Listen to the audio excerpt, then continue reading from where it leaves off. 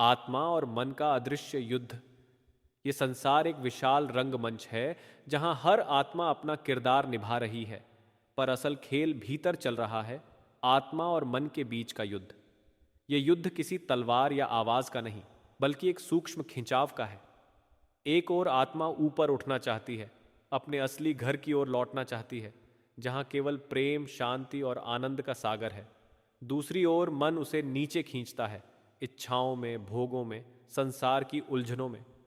यह संघर्ष अनादिकाल से चला आ रहा है और तब तक चलता रहेगा जब तक आत्मा अपने घर सतलोक में पहुंच नहीं जाती। मन बड़ी चालाक शक्ति है। वह हमेशा कुछ न कुछ नया जाल बुनता रहता है, कभी मोह का, कभी भय का, कभी क्रोध या लोभ का। मन हर बार यह विश्वास दिलाने की कोशिश करता है कि सुख इसी संसार में है, कि यह शरीर ही सब कुछ है।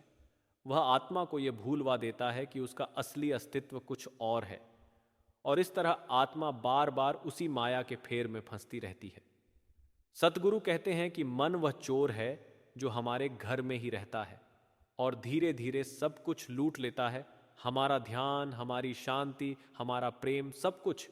लेकिन आत्मा के भीतर एक ऐसी शक्ति भी है जो कभी पूरी तरह बुझ नहीं सकती। वह है सद्गुरु की दी हुई नाम की ज्योति।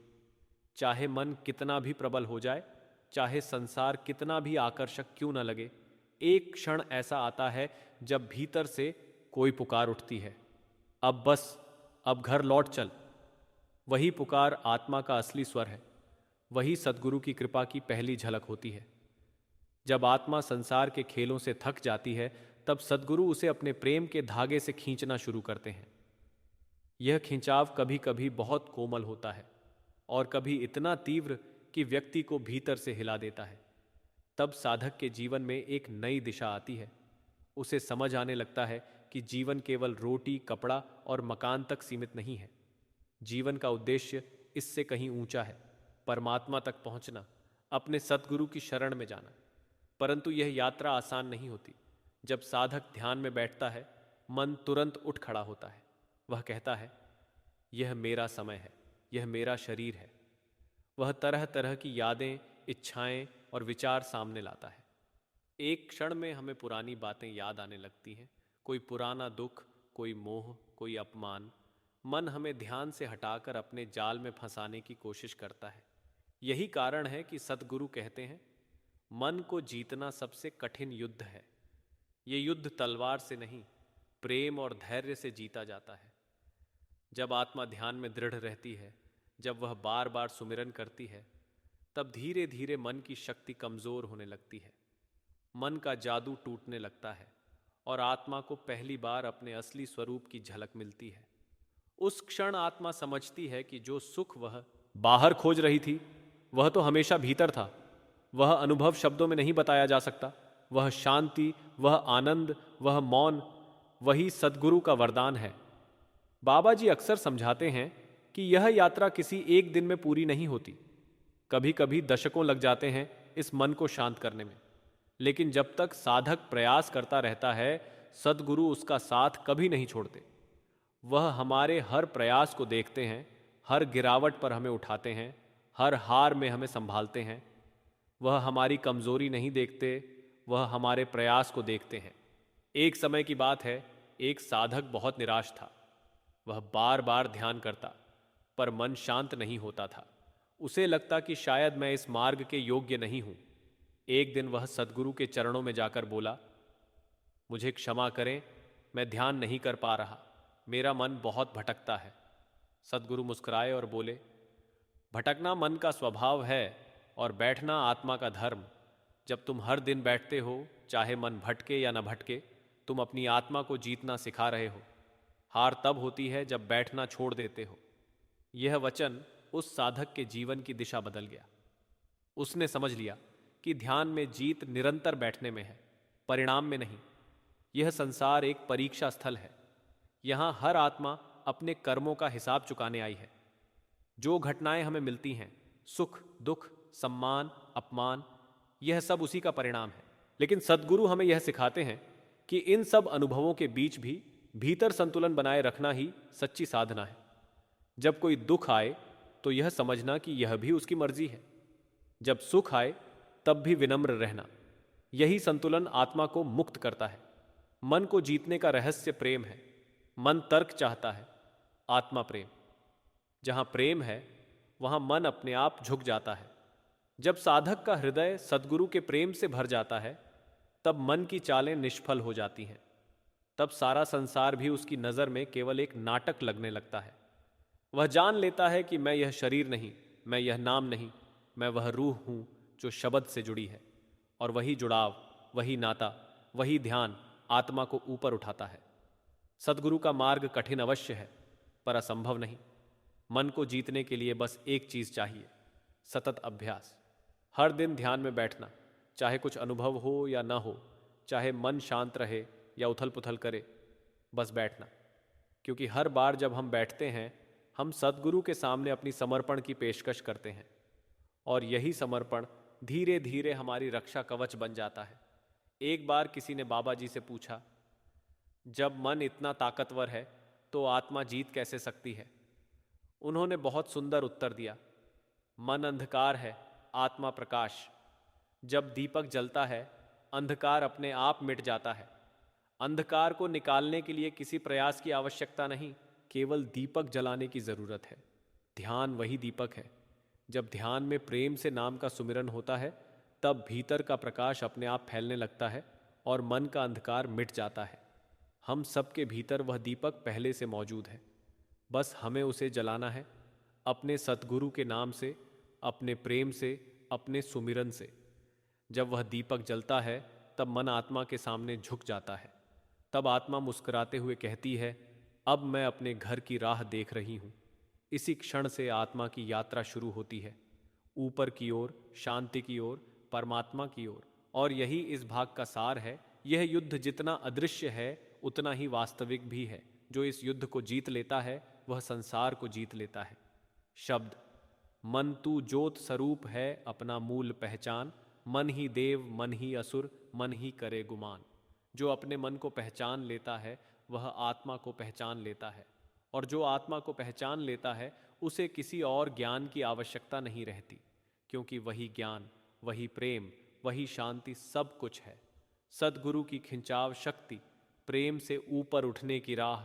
जब आत्मा अपने जीवन के संघर्षों से थक कर भीतर मुड़ती है तब उसकी पुकार किसी तक पहुंचती है, और वह कोई और नहीं, सतगुरु होता है। सतगुरु कोई बाहरी अस्तित्व नहीं, बल्कि वह चेतना का प्रकाश है जो हर आत्मा के भीतर पहले से विद्यमान है। जब आत्मा का समय आता है, जब भीतर से वह पुकार उठती है कि अब बस, अब घर लौट चल, तब वही सतगुरु अपने प्रेम के धागे से उसे खींचना शुरू करता है। ये खिंचाव शक्ति न दिखाई देती है, न समझाई जा सकती है, पर महसूस हर आत्मा करती है। यह प्रेम की वह शक्ति है जो धीरे धीरे आत्मा को संसार से विरक्त कर देती है और उसे भीतर की ओर मोड़ देती है।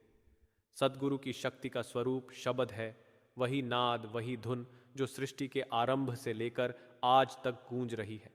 यही वह ध्वनि है जिसने ब्रह्मांड को जन्म दिया, और यही वह ध्वनि है जो आत्मा को अपने घर तक वापस ले जाती है। परंतु जब तक आत्मा इस शरीर में बंधी रहती है और मन के अधीन होती है, तब तक वह उस धुन को सुन नहीं पाती। सद्गुरु का कार्य यही है, हमें उस अनहद नाद से जोड़ना, हमें हमारे भीतर के स्रोत से मिलाना। जब कोई साधक सद्गुरु के संपर्क में आता है तो उसकी आत्मा में एक नई चेतना जाग उठती है। पहले वह संसार की वस्तुओं से प्रेम करता था, अब उसे सद्गुरु का प्रेम खींचने लगता है। पहले जो आकर्षण बाहरी था, अब वह भीतर की ओर मुड़ने लगता है। यही वह परिवर्तन है जो सद्गुरु लाते हैं। वे हमारे जीवन को बदलते नहीं, हमारे दृष्टिकोण को बदल देते हैं। वही संसार, वही परिस्थितियां, वही रिश्ते, लेकिन अब दृष्टि बदल जाती है। अब हर जगह सतगुरु की मर्जी दिखाई देने लगती है। यही वह अवस्था है जहां से रूहानी यात्रा वास्तव में शुरू होती है। सतगुरु का प्रेम बहुत कोमल होता है। वह हमें कभी जोर से नहीं खींचते, बल्कि धीरे धीरे प्रेम से, करुणा से हमें अपने पास बुलाते हैं। यह प्रेम संसार के प्रेम से बिल्कुल भिन्न है। संसार का प्रेम अपेक्षा पर टिका होता है, हमें बदले में कुछ चाहिए होता है। लेकिन सद्गुरु का प्रेम पूर्णतः निस्वार्थ होता है। उन्हें हमसे कुछ नहीं चाहिए। वे केवल हमें वह देना चाहते हैं जो हम भूल चुके हैं, हमारी आत्मिक पहचान। बाबा जी एक बार समझा रहे थे कि सद्गुरु की खिंचाव शक्ति का अनुभव शब्दों में नहीं किया जा सकता। उन्होंने कहा, जब आत्मा प्रेम में भीग जाती है तब सद्गुरु की खिंचाव शक्ति अपने आप सक्रिय हो जाती है। यह प्रेम किसी विचार या भावना से नहीं आता, बल्कि उस संपर्क से आता है जो आत्मा और शब्द के बीच बनता है। इसका अर्थ यह है कि जब हम ध्यान करते हैं, जब हम नाम का सुमिरन करते हैं, तब भीतर से सद्गुरु की वह धारा हमें खींचने लगती है। हमें लगता है कि हम ध्यान कर रहे हैं, पर वास्तव में सद्गुरु हमें ध्यान में बिठा रहे होते हैं। एक बार एक शिष्य ने पूछा, सद्गुरु जी, जब मैं ध्यान करता हूँ तो मुझे ऐसा लगता है कि मैं कुछ नहीं कर पा रहा।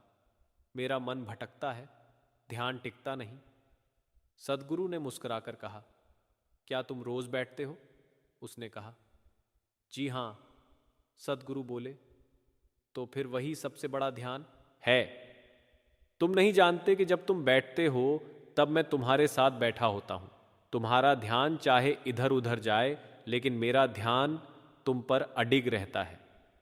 यह वचन दर्शाता है कि सतगुरु का प्रेम कैसा है। वह एक ऐसी शक्ति है जो हमारे हर क्षण को देखती है, हमें कभी अकेला नहीं छोड़ती। सतगुरु का प्रेम कोई साधारण भावना नहीं, यह एक रूहानी चुंबक है। जैसे लोहे को चुंबक खींच लेता है, वैसे ही आत्मा को सतगुरु का प्रेम खींच लेता है। और यह प्रेम जितना बढ़ता जाता है, संसार के बंधन उतने ही ढीले पड़ते जाते हैं। धीरे धीरे हमें यह महसूस होने लगता है कि अब हमें बाहरी वस्तुओं में रस नहीं रहा। जो पहले हमें आकर्षित करता था, अब उसका आकर्षण कम हो जाता है। यह कोई मजबूरी नहीं, बल्कि एक स्वाभाविक परिवर्तन है। यह सद्गुरु की कृपा का संकेत है कि आत्मा अब भीतर लौटने लगी है। जब साधक का प्रेम सद्गुरु के प्रति गहरा होता है, तब उसके जीवन में एक अजीब सी स्थिरता आ जाती है। चाहे संसार में कितनी भी हलचल क्यों ना हो, भीतर एक शांति बनी रहती है। यह शांति ध्यान का फल नहीं, प्रेम का फल है। जब मन प्रेम में डूबता है तो उसकी उथल पुथल शांत हो जाती है। तब ध्यान अपने आप लगने लगता है। इसलिए कहा गया है, प्रेम ही ध्यान का आधार है। प्रेम के बिना ध्यान सूखा है और ध्यान के बिना प्रेम अधूरा। दोनों एक दूसरे के पूरक हैं। जब हम सद्गुरु से प्रेम करते हैं तो हमें उनकी याद सतत बनी रहती है। वही याद सुमिरन बन जाती है, और जब हम सुमिरन करते हैं तो भीतर प्रेम बढ़ता है। इस तरह यह एक चक्र है जो धीरे धीरे हमें भीतर की ओर खींचता है। एक उदाहरण से समझिए, एक नदी का स्रोत पहाड़ों में होता है। जब वह नीचे बहती है तो अनेक पत्थरों, मोड़ों और बाधाओं से गुजरती है, लेकिन वह कभी रुकती नहीं, क्योंकि उसका स्वभाव है सागर में मिल जाना। आत्मा भी उसी नदी की तरह है और सद्गुरु उस सागर की तरह। आत्मा चाहे कितनी भी देर संसार की बाधाओं में उलझी रहे, पर जब सद्गुरु की खिंचाव शक्ति उसे पुकारती है तो वह अंततः अपने सागर से मिल जाती है। सतगुरु का प्रेम हमें केवल ध्यान की ओर नहीं ले जाता, बल्कि जीवन के हर पहलू को बदल देता है। जब हम उनके प्रेम में जीते हैं तो हमारे भीतर दया, करुणा और विनम्रता अपने आप आ जाती है। अब हम दूसरों की गलतियों पर नहीं, अपने सुधार पर ध्यान देने लगते हैं। अब हम न्याय नहीं, क्षमा करने लगते हैं। यह परिवर्तन किसी किताब से नहीं आता, बल्कि सतगुरु की संगत और उनके प्रेम से आता है। सतगुरु की खिंचाव शक्ति हर आत्मा के लिए समान है, पर हर आत्मा की ग्रहणशीलता अलग होती है। जिस आत्मा ने अपने मन को शांत किया है, जो विनम्र है, जो सेवा और सुमिरन में लगी रहती है, वह उस प्रेम को अधिक गहराई से महसूस करती है। यह वैसा ही है जैसे आकाश में सूर्य सबको समान रूप से रोशनी देता है, पर बादलों से ढका मन उस प्रकाश को नहीं देख पाता। सतगुरु का प्रेम सदैव बरसता है, पर मन के बादल उस प्रकाश को ढक लेते हैं। ध्यान और सुमिरन ही वह साधन है जो इन बादलों को हटाते हैं, ताकि आत्मा उस प्रकाश में नहा सके। कभी कभी जीवन में ऐसे क्षण आते हैं जब हमें लगता है कि सतगुरु दूर है, ध्यान नहीं लग रहा, संगत नहीं मिल पा रही। ऐसे समय में हमें यह याद रखना चाहिए कि सतगुरु की खिंचाव शक्ति हमेशा कार्यरत रहती है। वह हमें परख रहे होते हैं क्या हम केवल सुख में सद्गुरु को याद करते हैं या दुख में भी उनकी मर्जी मानते हैं? जो आत्मा हर परिस्थिति में मर्जी को स्वीकार करती है, उसे सद्गुरु भीतर से थाम लेते हैं। बाबा जी कहा करते हैं, जब तुम मुझे याद करते हो तो समझो कि मैं पहले ही तुम्हें याद कर रहा था। तुम्हारा सुमिरन मेरी पुकार का उत्तर है। यह वचन हर साधक के लिए वरदान है। जब भी हम ध्यान में बैठते हैं, जब भी सुमिरन करते हैं, तो यह समझना चाहिए कि हम अपने प्रयास से नहीं, सतगुरु की कृपा से बैठे हैं। वही भीतर से प्रेरणा देते हैं, वही हमें खींचते हैं। सतगुरु का प्रेम कोई भावना नहीं, वह एक अनुभव है। जब आत्मा उस प्रेम को अनुभव करती है तो उसकी सारी बेचैनी मिट जाती है। तब वह जान जाती है कि संसार की किसी वस्तु में स्थायी सुख नहीं, केवल सद्गुरु के चरणों में ही अमन है। तब वह जीवन के हर उतार चढ़ाव को सहजता से स्वीकार करती है, क्योंकि उसे मालूम है मेरे साथ मेरा सतगुरु है। शब्द गुड़ बिना घट न प्रीतम पाई, सतगुरु प्रेम बिना कौन दिखाई। जो लखै गुड़ सो प्रेम अपारा, सो पार उतरे भवसागर धारा। सतगुरु का प्रेम ही वह नौका है जो आत्मा को भवसागर से पार ले जाती है। यह प्रेम केवल भाव नहीं, साधना का आधार है। जब तक यह प्रेम जीवित है तब तक आत्मा की यात्रा चलती रहती है, और जब यह प्रेम परिपक्व हो जाता है तब आत्मा का मिलन अपने स्रोत से हो जाता है। शब्द की बरसात जब प्रेम ध्यान बन जाता है, जब आत्मा सद्गुरु की ओर खींचती है, तो भीतर की एक नई यात्रा शुरू होती है। यह यात्रा बाहर की नहीं, भीतर की होती है। यह न तो आंखों से देखी जाती है, न कानों से सुनी जाती है, पर जो इसे अनुभव करता है वही जानता है कि असली जीवन तो यही है। सद्गुरु हमें सिखाते हैं कि जब तक मन शांत नहीं होता तब तक आत्मा अपने घर का मार्ग नहीं देख सकती, और मन को शांत करने का सबसे सुंदर माध्यम है शब्द सुरत का मेल। शब्द कोई शब्द नहीं है, यह कोई भाषा नहीं, यह कोई ध्वनि नहीं जिसे बाहर सुना जा सके। शब्द वह आत्मिक तरंग है जो परमात्मा से निकलकर सृष्टि में व्याप्त है। यही वह शक्ति है जिससे यह संसार बना है, और यही शक्ति हमें उस स्रोत तक वापस ले जाती है। जब सतगुरु नामदान देते हैं तो वे केवल कोई मंत्र नहीं देते, बल्कि आत्मा के भीतर उस शब्द का द्वार खोल देते हैं।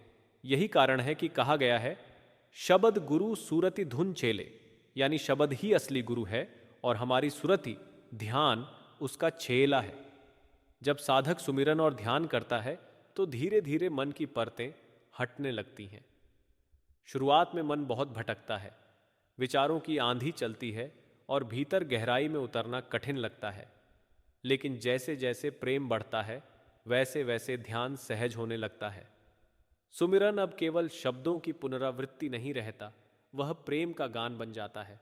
आत्मा भीतर से पिघलने लगती है। तब सद्गुरु की दी हुई धुन, वह रूहानी संगीत भीतर से सुनाई देने लगता है। यही शब्द की बरसात है। एक बार एक साधक ने सद्गुरु से पूछा, महाराज, क्या वह धुन सच में भीतर सुनाई देती है? सद्गुरु मुस्कुराए और बोले, बेटा, जैसे तू अभी बाहर के शोर में खोया हुआ है, वैसे ही जब भीतर की सुनाई शुरू होती है तो बाहर का सारा शोर मिट जाता है। वही असली संगीत है जिसमें कोई वाद्य नहीं, पर सारी सृष्टि झूम उठती है। जब यह शब्द गूंजता है तो आत्मा को अपने असली घर की याद आने लगती है।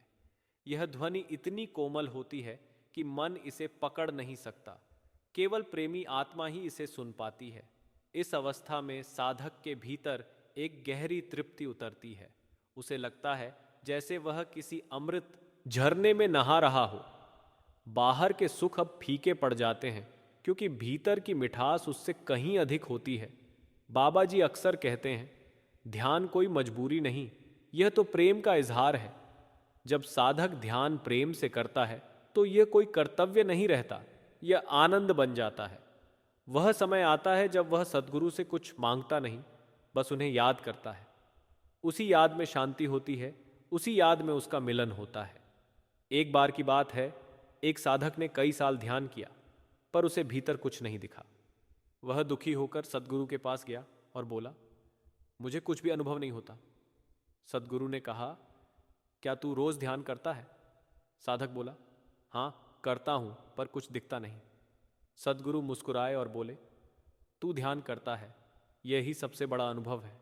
जिस दिन ध्यान में कुछ दिखने लगेगा वह दिन तो उसकी कृपा का होगा, पर जो दिन तू प्रेम से बैठता है वह तेरे समर्पण का दिन है, और समर्पण के बिना अनुभव भी अधूरा है। वह साधक समझ गया कि अनुभव नहीं, समर्पण ही ध्यान का मूल है। जब आत्मा प्रेम से सुमिरन करती है तो भीतर एक हलचल होती है। वह आवाज़ जो पहले दूर से आती थी अब पास लगने लगती है। कभी यह घंटियों की तरह सुनाई देती है, कभी वीणा की धुन जैसी, कभी किसी को मधुर बांसुरी जैसी। पर वह जो भी हो उसमें शांति होती है, आनंद होता है, घर की याद होती है। यह कोई बाहरी संगीत नहीं, यह आत्मा की अपनी स्वर लहरी है। संतों ने कहा, शब्द बिना भक्ति अधूरी, शब्द बिना सुख नाही, शब्द में जो लीन है सो साईं के पास जाही। अर्थात शब्द के बिना कोई भक्ति पूरी नहीं होती, क्योंकि शब्द ही वह सेतु है जो आत्मा को सतगुरु से जोड़ता है। ध्यान का असली अर्थ है भीतर ठहरना। जब साधक बार बार सुमिरन में मन को लाता है तो धीरे धीरे मन ठहरने लगता है, और जब मन ठहर जाता है तो आत्मा ऊपर उठती है। फिर वह सतगुरु के रूप का दर्शन करती है। न यह कोई कल्पना होती है न सपना, यह वह क्षण होता है जब आत्मा को अपने असली स्वरूप का बोध होता है। शब्द की बरसात केवल ध्यान में नहीं होती।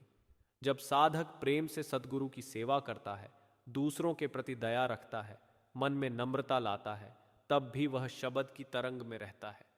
हर नेक काम, हर सच्चे भाव में वही धुन बहती है। यही कारण है कि सतगुरु बार बार कहते हैं, भक्ति केवल बैठने से नहीं, जीने से होती है। एक बार बाबा सावन सिंह जी के समय एक साधक ध्यान में बैठा था। उसे भीतर कुछ अजीब सी रोशनी और संगीत सुनाई दिया तो वह डर गया। दौड़कर बाबा जी के पास आया और बोला, मुझे डर लग रहा है, ये क्या है? बाबा जी ने कहा, बेटा तूने पहली बार घर की दस्तक सुनी है, डर नहीं, आनंद मना। यह वही क्षण था जब शब्द की बरसात शुरू हुई।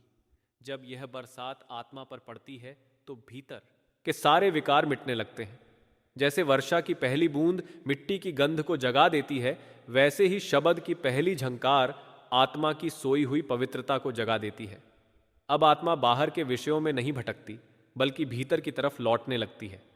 कहा गया है, मन तू पवन समान है जो सबको उलझाए, शब्द को थाम ले तेरा रुख घर को जाए। मन की चंचलता तब रुकती है जब वह शब्द में बंध जाती है। यही कारण है कि सतगुरु बार बार सुमिरन का आदेश देते हैं, क्योंकि सुमिरन ही वह डोर है जो हमें शब्द से जोड़ती है, और शब्द ही वह शक्ति है जो हमें घर तक पहुंचाती है। धीरे धीरे जब यह ध्यान परिपक्व होता है तब प्रेम ध्यान बन जाता है, और ध्यान प्रेम। अब सुमिरन केवल शब्द नहीं रहता, बल्कि सतगुरु के स्वरूप का अनुभव बन जाता है। साधक चाहे काम में हो, घर में हो, यात्रा में हो, उसका मन भीतर जुड़ा रहता है। यही वह अवस्था है जब सतगुरु कहते हैं, भीतर रहो, बाहर करो। अंततः शब्द की बरसात आत्मा को पवित्र कर देती है। अब आत्मा संसार में रहते हुए भी संसार से ऊपर हो जाती है। उसके भीतर अब कोई शोर नहीं, कोई डर नहीं, बस एक निरंतर गूंज होती है। वही धुन, वही नूर, वही प्रेम जो सतगुरु ने उसे दिया था। यही वह अविचल अवस्था है जहां आत्मा सच्चे अर्थों में जीवित हो जाती है। बोने वाले की उपमा, फसल कब और कैसे कटती है। संत महात्माओं ने सृष्टि के रहस्यों को समझाने के लिए अनेक सुंदर उपमाएं दी हैं। उनमें से सबसे अर्थपूर्ण उपमा है बोने वाले की। इस उपमा के माध्यम से सतगुरु यह समझाते हैं कि आत्मिक मार्ग भी एक खेत की तरह है। इसमें बीज बोना पड़ता है, देखभाल करनी पड़ती है, और समय आने पर फसल कटती है। यह खेत हमारा मन है, बीज है नाम सुमिरन का, और बोने वाला है सतगुरु। जब सतगुरु हमें नामदान देते हैं तो वे हमारे भीतर उस अमर बीज को बो देते हैं। लेकिन यह बीज तभी उगता है जब भूमि तैयार होती है। भूमि का अर्थ है मन।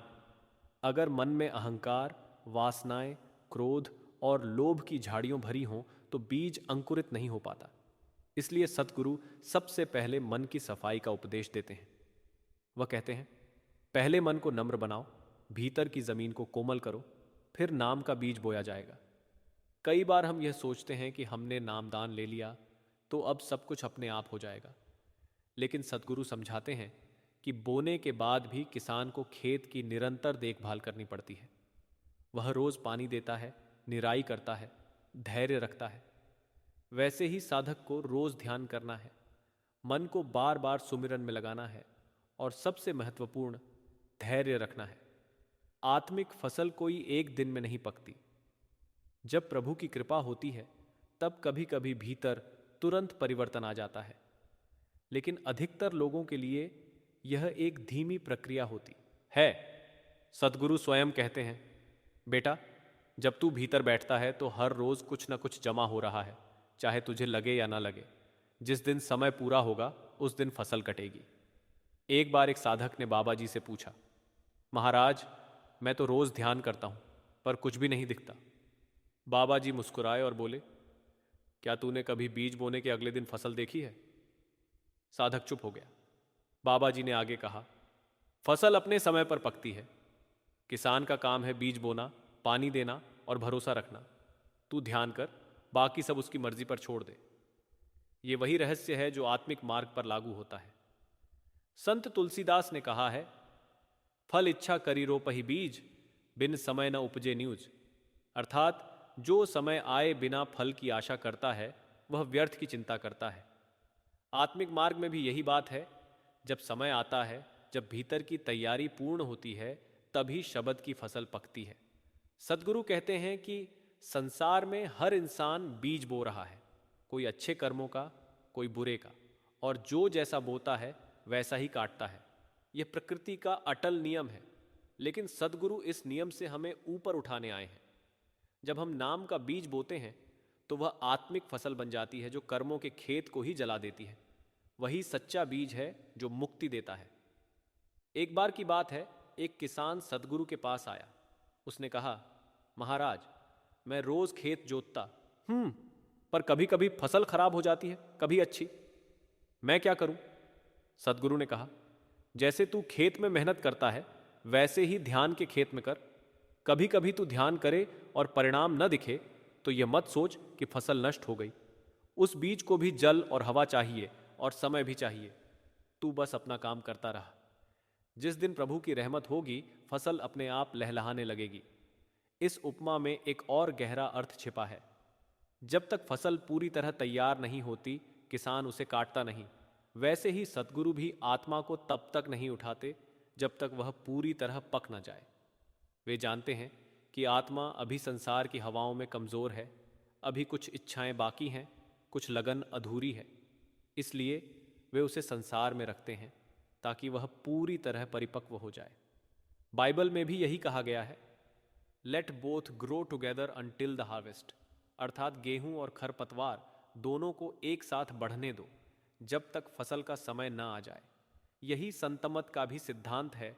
जब तक आत्मा तैयार नहीं होती तब तक मन और माया उसके साथ रहते हैं, लेकिन जब आत्मा परिपक्व हो जाती है तब सद्गुरु स्वयं आकर उस फसल को काटते हैं, अर्थात आत्मा को शरीर से मुक्त करते हैं। जब मृत्यु का समय आता है तब यह फसल कटने का समय होता है। सद्गुरु स्वयं कहते हैं कि वह समय आत्मा के लिए भय का नहीं बल्कि मिलन का होता है। जो जीवन भर नाम सुमिरन करता है वह मृत्यु के समय भयभीत नहीं होता।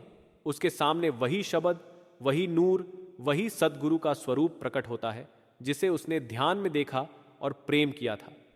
यही वह क्षण है जब आत्मा की फसल तैयार होती है और उसे अपने घर ले जाया जाता है।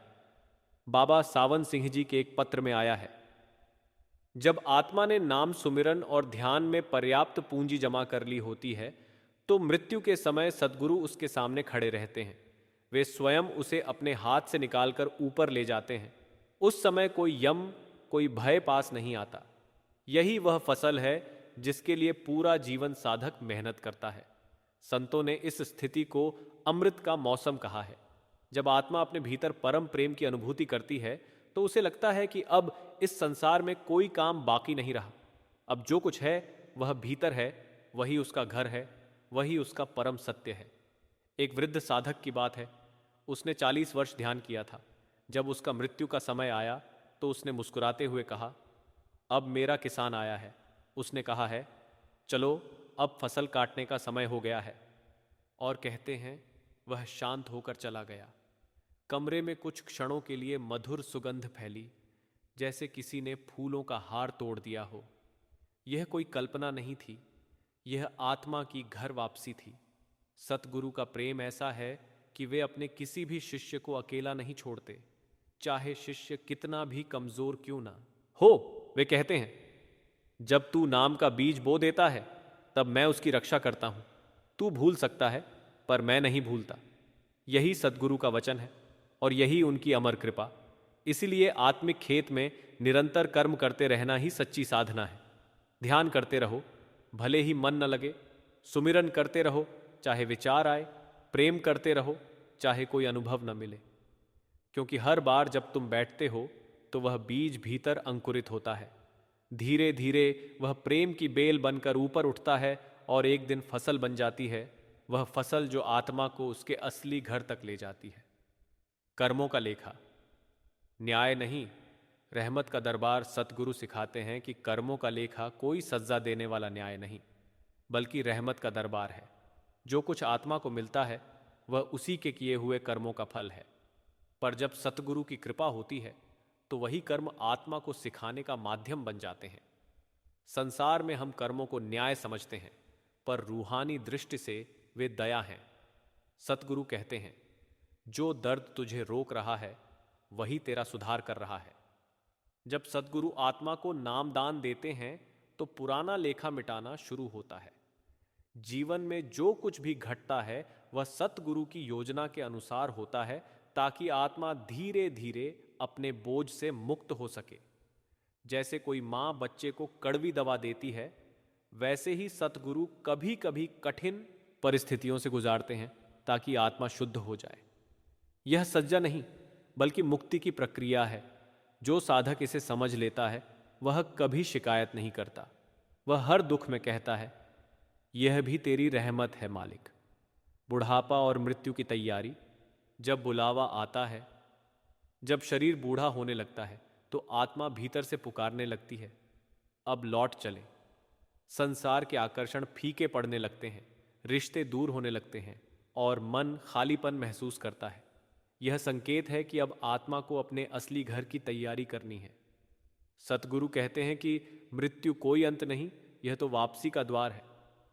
पर जिसकी तैयारी नहीं होती वह डरता है, और जो सुमिरन और सेवा में जीवन बिताता है वह मृत्यु को घर की दहलीज मानकर मुस्कुराता है।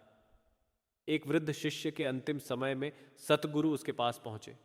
उसने आंसू भरकर कहा, मालिक, अब डर लगता है।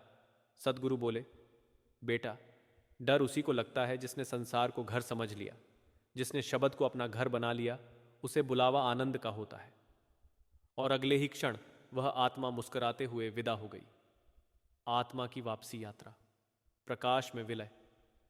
जब आत्मा सतगुरु के नाम में टिक जाती है तो भीतर प्रकाश का दरवाजा खुलने लगता है। यह यात्रा शून्य से शुरू होकर शब्द में, शब्द से अनहद नाद में और नाद से परम नूर में मिलन तक जाती है। यह वही घर वापसी है जिसका जिक्र संत हर युग में करते आए हैं। सतगुरु के साथ जब आत्मा ऊपर उठती है तो मन, माया और कर्म की जंजीरें एक एक कर टूटती हैं। नीचे के लोगों का अंधकार पीछे रह जाता है और आगे सिर्फ प्रकाश ही प्रकाश होता है। उस अवस्था में आत्मा को यह अनुभव होता है कि मैं कभी अलग थी ही नहीं, वही परमात्मा थी। यह मिलन शब्दों से परे है। वहाँ कोई रूप नहीं, कोई नाम नहीं, सिर्फ अनुभव है, सिर्फ प्रेम है।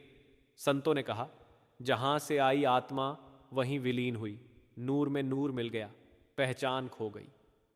समर्पण का रहस्य, जब मैं मिट जाता है, रूहानी मार्ग का असली रहस्य समर्पण है। जब तक मैं है तब तक दूरी है। जैसे पानी की बूंद तब तक सागर नहीं बनती जब तक वह खुद को छोड़ नहीं देती। सद्गुरु हमें यही सिखाते हैं कि प्रभु को पाने के लिए कुछ करना नहीं, बल्कि खुद को मिटाना है। जब साधक कहता है, अब सब कुछ तेरा है, मैं कुछ नहीं, तब दरवाजा खुलता है। एक शिष्य ने सद्गुरु से कहा, मालिक, मैं प्रभु को पाना चाहता हूं। सद्गुरु बोले, जिसे तू पाना चाहता है वह तू पहले से है, बस मैं हट जा। समर्पण कोई कमजोरी नहीं, यह आत्मा की सबसे बड़ी शक्ति है। क्योंकि जब आत्मा अपने सद्गुरु पर छोड़ देती है तब हर कार्य प्रभु की मर्जी से होता है और भय समाप्त हो जाता है। फिर जो भी होता है वह अच्छा ही लगता है, क्योंकि सब उसके प्रेम में हो रहा होता है। प्रश्नोत्तर शैली। शिष्य और सद्गुरु का संवाद। शिष्य: मालिक, क्या यह संसार छोड़ना जरूरी है प्रभु को पाने के लिए? सद्गुरु: नहीं बेटा, संसार छोड़ना नहीं, मन छोड़ना जरूरी है। संसार तेरे कर्मों का मैदान है। शिष्य: पर मन बहुत भटकता है, सुमिरन में टिकता नहीं। सतगुरु: मन को रोको मत, बस उसे धीरे से सुमिरन की ओर मोड़ दो। जैसे मां बच्चे को बार बार प्यार से पुकारती है, वैसे ही नाम पुकारते रहो। शिष्य: मालिक, कैसे पता चले कि आप हमारे साथ हैं? सतगुरु: जब तू सच्चे मन से पुकारता है तो मैं तेरे सुमिरन में हूं, तेरी सांसों में हूं। तू दूर समझता है, पर मैं कभी दूर नहीं होता। शिष्य: जब दुख आता है तो मन हिल जाता है। सतगुरु: दुख आए ताकि तेरा भरोसा मुझ पर पक्का हो। अगर सब आसान होता तो तू खुद पर टिक जाता, मुझ पर नहीं। शिष्य: क्या कोई भी आत्मा मुक्त हो सकती है? सतगुरु: हर आत्मा मूल रूप से मुक्त है, बस अपने बंधन खुद बनाए हैं। सतगुरु का काम है उसे याद दिलाना कि वह कैदी नहीं, मालिक की प्यारी है। अंतिम भावनात्मक कथा। जब आत्मा घर लौटी, एक वृद्ध साधक जिसने जीवन भर सतगुरु का नाम किया, अब मृत्युशैया पर था। परिवार रो रहा था, पर उसके चेहरे पर अजीब सी शांति थी। उसने धीरे से आंखें बंद की और बोला, मालिक, अब चलना है। अचानक उसकी सांस गहरी हुई और चेहरे पर मुस्कान फैल गई। पास बैठे लोग बोले, देखो, यह तो मुस्कुराते हुए चला गया। पर उस क्षण कोई जान न सका कि वास्तव में क्या हुआ। अंदर आत्मा ने अपने सतगुरु को देखा। वही रूप, वही प्रकाश, वही प्रेम। सतगुरु ने उसका हाथ पकड़ा और कहा, बेटा, अब चल, घर आ गया है। और वह आत्मा जो जन्मों से भटक रही थी, अब उस अनंत प्रकाश में विलीन हो गई जहां न जन्म है न मृत्यु, सिर्फ शांति, सिर्फ प्रेम। वह लौट गई अपने घर। सतगुरु का वचन पूरा हुआ, जो मेरा नाम ले मैं उसका हाथ छोड़ता नहीं, जो मुझ पर चले मैं उसे घर पहुंचा देता हूं। यही सद्गुरु संग जीवन की असली राह है। कर्मों की समझ से लेकर मृत्यु की तैयारी तक, समर्पण से लेकर अंतिम मिलन तक। जो आत्मा इस मार्ग पर चलती है, उसके लिए हर कदम प्रभु की रहमत बन जाता है। आखिर में वही होता है जो सदा से लिखा था। आत्मा लौटती है अपने सतगुरु के साथ, अपने असली घर में, अपने सच्चे प्रेम में। राधा स्वामी।